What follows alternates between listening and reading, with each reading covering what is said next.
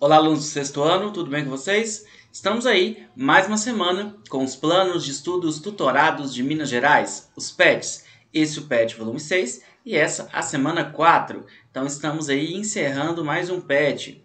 Não se esqueça de se inscrever no canal, dar like nesse vídeo e que tem vídeo novo aqui no canal todo domingo. Que no final do vídeo tem uma playlist com todos os PETs desde o PET 1.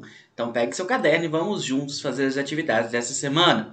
Essa semana a gente vai falar aí sobre o Islã e sua expansão. Então a gente vai falar aí sobre a religião islâmica, né? Um pouco aí sobre os muçulmanos. Na pergunta número 1, a gente tem o seguinte.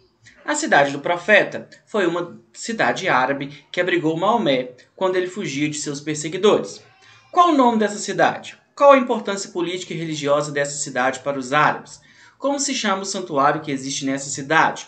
Ele já existia antes de Maomé? Então são uma série de perguntas aí, né, relacionadas justamente à cidade de Meca. A cidade de Meca, antes de Maomé, já era uma cidade importante e constituía um ponto de parada das caravanas que transportavam mercadorias.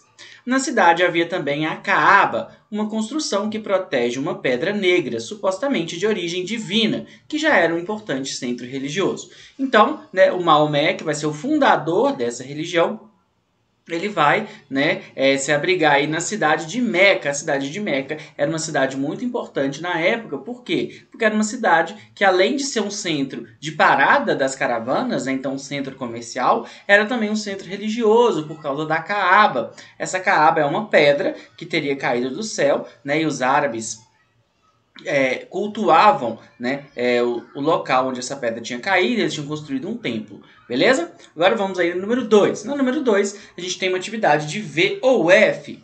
O islamismo é uma religião monoteísta porque prega a existência de um único Deus, Alá, verdadeiro, né? Então, os islâmicos, né, os muçulmanos, eles acreditam em apenas um Deus, por isso monoteísta. E o nome que eles dão para Deus é Alá.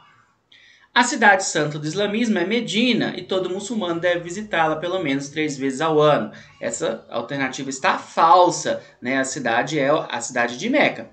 Para o islamismo, Deus deve ser representado em esculturas e pinturas dentro dos templos. Isso também é falso, pessoal. Para eles, né, os templos eles não devem ter essas representações. Toda a Europa se converteu à nova religião, também é falso. A gente sabe que o islamismo cresceu muito, que hoje a gente tem adeptos dessa religião em várias partes do mundo, mas não é toda a Europa que se converteu a essa nova religião, ok? Na atividade 3, leia o texto e responda. O islamismo hoje. Atualmente, o islamismo agrupa mais de 1,5 bilhão de fiéis no mundo todo.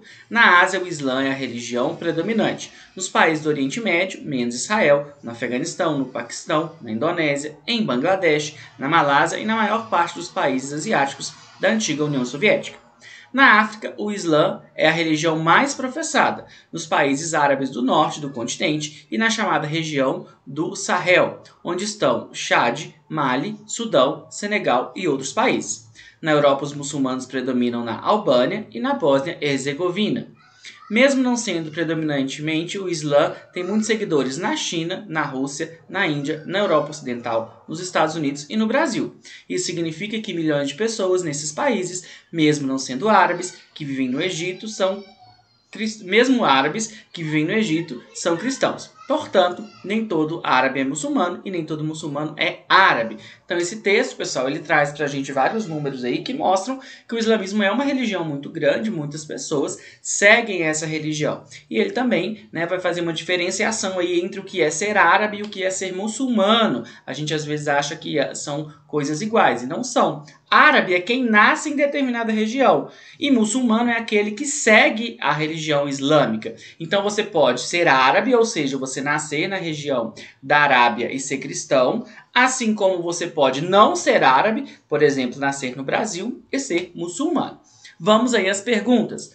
Na letra A, o Islã é a religião predominante na maioria dos países do Oriente Médio, exceto em qual país? O Islã é a religião predominante nos países do Oriente Médio, menos Israel. Então, Israel aí, que, né, é um país aí judaico, né, de maioria de judeus. Na letra B, em qual continente a religião é mais professada? Na África, o Islã é a região mais professada. Beleza? Vamos para a letra C. Em quais outros países o Islã tem muitos seguidores? Mesmo não sendo predominante, o Islã tem muitos seguidores na China, na Rússia, na Índia, na Europa Ocidental, nos Estados Unidos e no Brasil. Beleza? Então, todos esses países aí têm vários islâmicos, né? Muçulmanos. Há cristãos que vivem no continente africano. O que significa dizer que nem todo árabe é muçulmano? Sim, existem praticantes de diferentes religiões na África, então na África você tem sim cristãos, e existem árabes que não seguem a religião islâmica e diversos seguidores do islamismo não são árabes. É aquilo que eu já expliquei para vocês. Árabe se refere ao local de nascimento, né? A localização em que ele nasceu. E muçulmano é a religião, ok? 4. Pesquise e escreva o significado de Kaaba.